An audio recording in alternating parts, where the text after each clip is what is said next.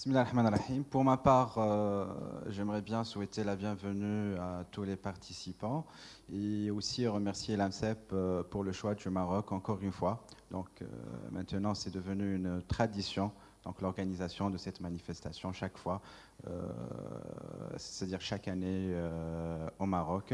Je remercie également tous les participants d'avoir fait le déplacement au Maroc pour venir partager leurs expériences donc, autour d'une thématique d'actualité qui concerne leur stratégie cross-canal et puis les différents canaux innovants qu'ils utilisent aujourd'hui pour la délivrance des prestations en matière de services publics d'emploi. Je suis content aujourd'hui de partager avec vous un peu l'expérience du Maroc et exactement de l'Agence nationale de promotion de l'emploi et des compétences, l'ANAPEC, le service public d'emploi marocain, donc qui compte aujourd'hui 77 agences. Donc nous avons adopté une approche, une stratégie de proximité. Nous avons essayé toujours d'être et d'aller au plus près des chercheurs d'emploi. Et puis ainsi, entre fin 2005 et aujourd'hui, nous sommes passés de 24 agences à 77 agences. Le nombre des conseillers en emploi dont dispose l'ANAPEC a plus que doublé. Avec ces moyens, aujourd'hui, l'ANAPEC arrive à organiser quelques 70 000 entretiens de positionnement moyen par année. Il organise également 40 000 chercheurs d'emploi ont bénéficié des prestations comme les ateliers de recherche d'emploi en 2012. Voilà, avec ces moyens, ce que nous arrivons à organiser en termes de prestations aux chercheurs d'emploi, bien évidemment à côté des autres missions des agences locales et des conseillers en emploi. De l'autre côté, donc d'une part, nous recevons annuellement quelques 300 000 chercheurs d'emploi, dont 120 000 nouveaux inscrits chaque année. Et puis, nous avons sur le plan géographique, le Maroc qui compte 1 million de mètres carrés. Donc, nous avons 1 million de mètres carrés à couvrir géographiquement. Donc, l'analyse de ces données, vite, on va s'apercevoir qu'il est aujourd'hui difficile, voire impossible, donc, de faire bénéficier tous ces chercheurs d'emploi de prestations en présentiel avec les moyens actuels. Donc, soit on décide de créer davantage d'agences et de les étoffer en effectif, soit il faut réfléchir à d'autres canaux de délivrance de prestations pour pouvoir satisfaire les différentes catégories de chercheurs d'emploi, quelle que soit leur spécificité. De l'autre côté, on voit une opportunité avec l'évolution d'Internet. Aujourd'hui, au Maroc, on compte quelques 15 millions de Marocains qui utilisent l'Internet et avec un taux de pénétration de 12%. 4 millions de Marocains ont des abonnements Internet. Et puis, le plus important, c'est qu'on remarque une croissance annuelle à 2 chiffres, une croissance de 24%. Donc chaque année, il y a un quart supplémentaire qui vient s'abonner à Internet. C'est-à-dire qu'il y a du potentiel sur Internet et dans les prestations de services. Donc ceci dit, l'utilisation des prestations à distance, l'utilisation des nouvelles technologies aujourd'hui n'est plus un choix, mais c'est une réalité à laquelle nous devons nous y mettre et puis voilà, donc nous développer dans ce sens. Voilà donc nos objectifs dans le cadre des services à distance. C'est tout d'abord de faire bénéficier un maximum de chercheurs d'emploi sans avoir besoin d'augmenter les effectifs. On souhaite également apporter des services personnalisés à différents clients et puis personnalisés à chaque client en utilisant le canal qui répond le mieux aux spécificités démographique et géographique de tout un chacun. Et puis finalement, et là c'est un objectif commun aux deux premiers, c'est de créer une synergie entre les différents canaux de délivrance des prestations et surtout entre les canaux de délivrance des prestations à distance, mais aussi en complémentarité avec les prestations délivrées en présentiel. Voilà un peu schématiquement comment nous avons essayé de schématiser notre approche cross-canal. L'agence locale devra travailler en parfaite complémentarité avec les services à distance. Une prestation peut démarrer en agence et on peut la continuer à distance. Si on remarque, par exemple, on peut citer à titre d'exemple les ateliers de recherche d'emploi. Un chercheur d'emploi qui bénéficie d'un atelier, une fois il est chez lui, il recevra un email avec toute la documentation relative à l'atelier auquel il a participé, mais il y a aussi la possibilité de prolonger cet atelier à travers le e-learning. Voilà, donc il faut également qu'il y ait une synergie, une complémentarité entre les prestations à distance elles-mêmes. Voilà, donc premier outil, le plus important, c'est le portail d'intermédiation. Donc notre site d'intermédiation ou de recrutement, donc il est aujourd'hui à sa 3e version. Donc une version aujourd'hui qui a été faite et développée sur la base d'un benchmark national et international. Nous avons été voir les job boards, qu'est-ce qu'ils proposent en matière d'intermédiation sur l'emploi. Et nous avons été voir également nos homologues, les services publics d'emploi, qu'est-ce qu'ils font, leurs meilleures pratiques. Et à partir de là, nous avons développé ce site qui répond aujourd'hui aux exigences internationales dans le domaine. Donc, principales innovations, c'est la facilité d'accès, que ce soit aux offres d'emploi, à la recherche. On peut postuler en un clic, on met la référence et on postule, donc sur la page d'accueil même. Et puis on a, surtout pour les chercheurs d'emploi, on a créé un espace personnel qui permet de remonter automatiquement pour chaque chercheur d'emploi les offres qui correspondent à son profil. Il pourra suivre ses candidatures, son plan d'action en agence, et là c'est la complémentarité avec les services en agence. Il pourra également bénéficier d'une veille permanente sur les offres d'emploi à travers un service d'alerte. Donc il vient, il définit un certain nombre de critères, et à chaque fois qu'il y a une offre qui correspond à son profil, il est alerté. Voilà, donc il y a un certain nombre, il pourra bénéficier de conseils et informations sous forme vidéo, sous forme didacticielle et d'autres formes. Et puis, une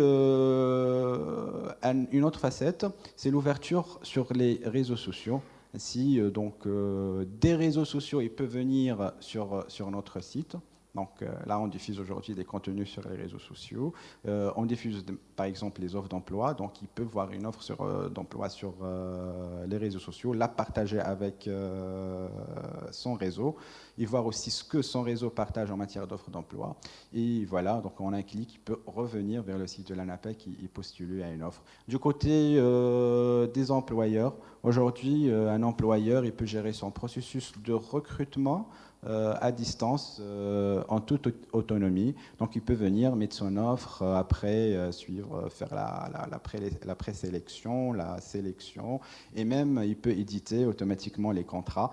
Et voilà, donc son processus de recrutement, donc il peut le suivre automatiquement sur le net.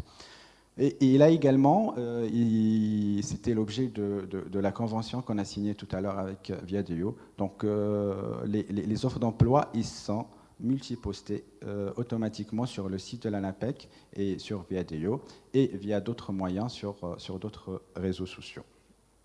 Voilà, en matière de performance, depuis le lancement du nouveau portail en avril dernier, donc on a enregistré plus d'1,7 million visites, 16 millions ou presque 17 millions de pages vues, et un taux de rebond qui est très faible, un nombre de pages vues en moyenne par visite de 9,57, et la durée moyenne de visite est de 10 minutes.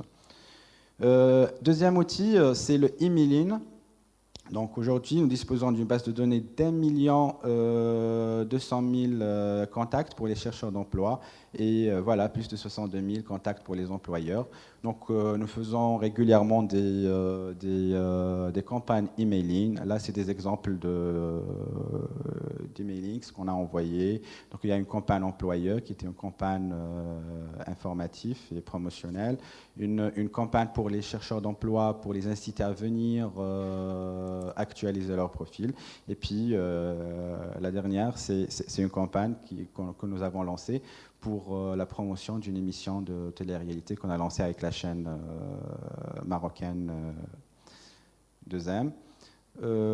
Voilà, donc nous envoyons régulièrement des newsletters. Une newsletter destinée aux institutionnels et à la presse, Initiative Emploi, la lettre d'information de l'ANAPEC qui a démarré en 2006. Depuis l'année dernière, nous avons une version électronique de cette newsletter. Donc une autre newsletter pour les chercheurs d'emploi et une autre dédiée aux employeurs. Alors les réseaux sociaux, la pertinence de l'utilisation des réseaux sociaux n'est plus à démontrer. Donc le Maroc n'échappe pas à cette règle. Donc 86% des internautes marocains ils utilisent les réseaux sociaux. Un autre chiffre très important, c'est 68% des abonnés ont entre 18 ans et 34 ans, ce qui correspond parfaitement à notre cible. Donc vite, on s'était dit, il faut qu'on se mette sur les réseaux sociaux. On a préféré quand même, avant de se lancer dans les réseaux sociaux, de mener une étude d'analyse de la e-réputation, mais aussi une étude des thématiques de recherche sur Internet relatives au domaine de l'emploi. Donc voilà, donc il en ressort que, par exemple, si on regarde la répartition de la tonalité, donc nous bénéficions la réputation de l'ANAPEC, c'est-à-dire sur l'ensemble des postes, 21% sont négatifs, 23% sont positifs et 56% sont neutres. On peut regarder par contenu, par thématique et puis aussi par source.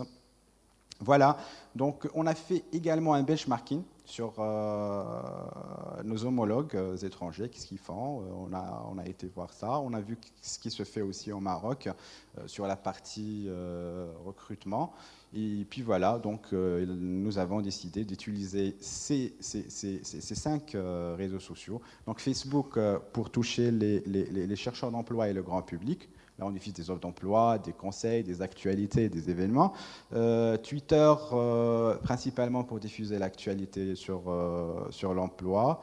LinkedIn et Viadeo, qui sont des réseaux sociaux professionnels, c'est plutôt pour les employeurs et une catégorie des chercheurs d'emploi, c'est principalement les plus bac plus 2. Et puis YouTube, donc on l'utilise pour le grand public. Voilà à quoi ressemblent nos espaces sociaux. Je termine dans pas longtemps. Vas-y. Donc les réseaux sociaux, voilà à quoi ressemblent nos espaces sociaux. L'intérêt aussi dans les réseaux sociaux, c'est qu'on peut créer autant de pages qu'on en a besoin en quelques minutes. Donc pour un événement, là c'est un exemple d'une page que nous avons créée pour la promotion d'une émission de télé-réalité et aussi pour interagir avec les téléspectateurs, connaître un peu comment ils ont trouvé et discuter et répondre à leurs interrogations, ça le reste. Et puis voilà, nous utilisons également le centre d'appel pour le service clientèle. Là, j'aimerais bien citer une performance de notre centre d'appel. Donc, on est à un taux de réponse moyen de 96%, qui est très intéressant. Le centre d'appel est également utilisé pour la téléprospection. Donc, on libère nos conseillers en emploi de cette prospection téléphonique pour qu'ils aillent se concentrer sur des services à haute valeur ajoutée. Et puis voilà, le centre d'appel, c'est leur métier. Ils peuvent faire la téléprospection et après délivrer directement des rendez-vous pour les conseils d'emploi. Le téléphone mobile, on sait tous au Maroc qu'un Marocain, s'il n'a pas un téléphone portable, il en a deux. Ce qui est confirmé dans le taux de pénétration, 121%.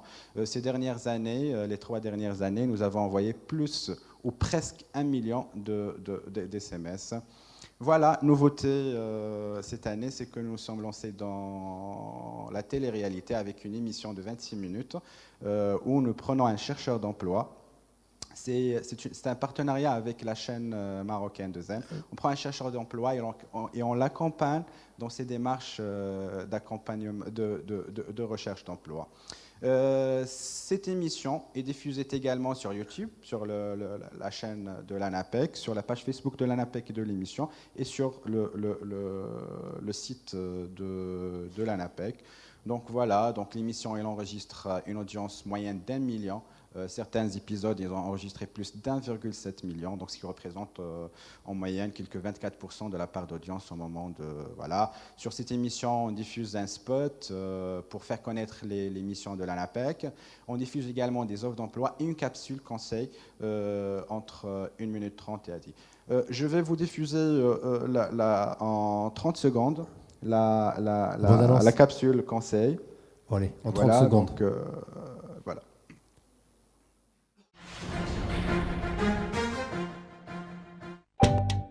السر ديال السي في هو الوضوح.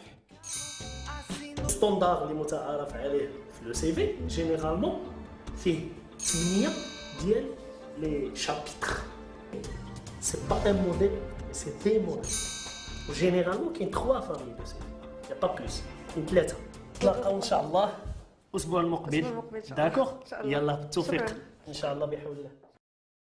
Voilà, là c'était un résumé d'une capsule conseil.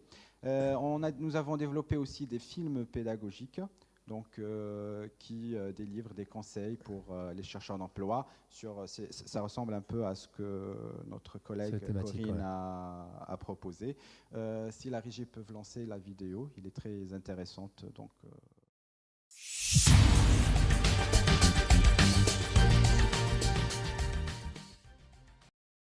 باش تنجح في لونتروتيان خصك ضروري تفادى تشد يدك بعصبيه اي حاجه غادي تستريسك بحال التليفون تقول انك عارف وقادر دير اي حاجه تقول انك محتاج لخدمه غير باش تعيش ضرب في المعلومات الشخصيه واخيرا كشف على المعلومات السريه عن المشغل ديالك السابق او الحالي